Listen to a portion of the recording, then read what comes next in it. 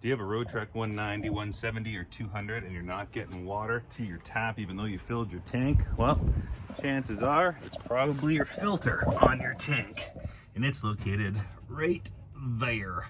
I'm going to show you how to take that out, clean it, put it back on, and get that water flowing. All right, to start, you're going to undo the pipe on the top and on the side just by undoing those nuts in the front of them. That's going to loosen the hold, and then you can just pull the pipe right out.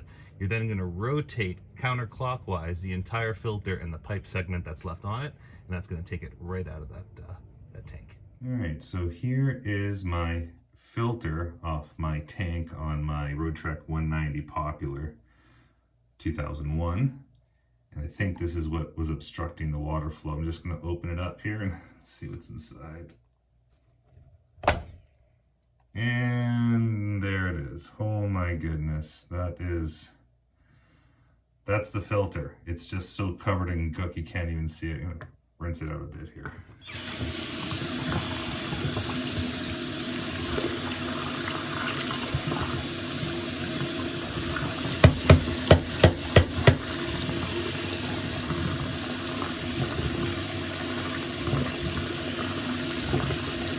So that's just a quick cleaning. So there is actually a screen there. I'm going to soak this in some bleach. I'm going to give this a really good scrub down and just clean every inch of it that I can. And then I'll show you how to reinstall that.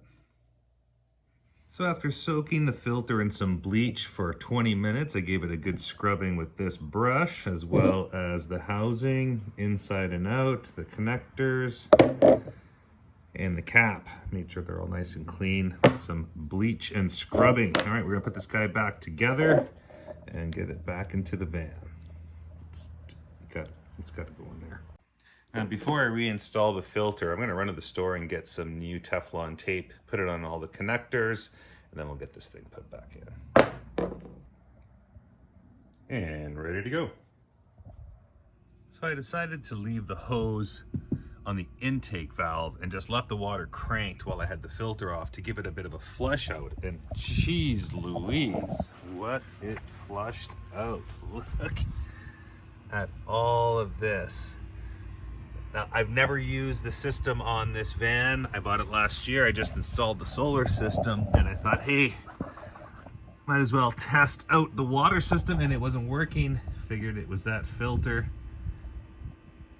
And it was, but I can't believe how much stuff came out of that fresh water tank. Definitely gonna be doing a couple bleach cycles and flushes once we get this hooked back up. All right, let's get this filter right back in there. Okay, first thing we're gonna do is clean up the area and threads as best we can there.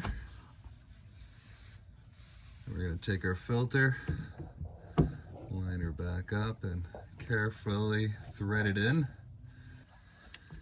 And then we're going to rotate it until she's back on there. The camera would just, yeah, you're fine. Ooh, getting there now. We're going to tighten her till those pipes gently line up. There we go. With their original pipes. And we're gonna get those guys put in there like that. All right, good. I gotta get this done. I'll be right back. Oh, jeez. All right. Okay. So there she is. She's back in. She's all tightened up, ready to go. Let's put some water in the tank and see what happens.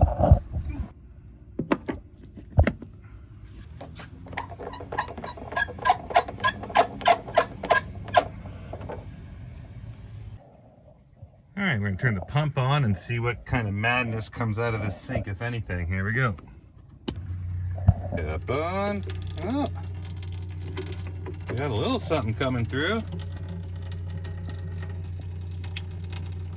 Promising. All right, so I went to the side of the van and I closed the valve that goes to the hose adapter for the water inlet in the storage compartment, and then the pump stopped. And there we go.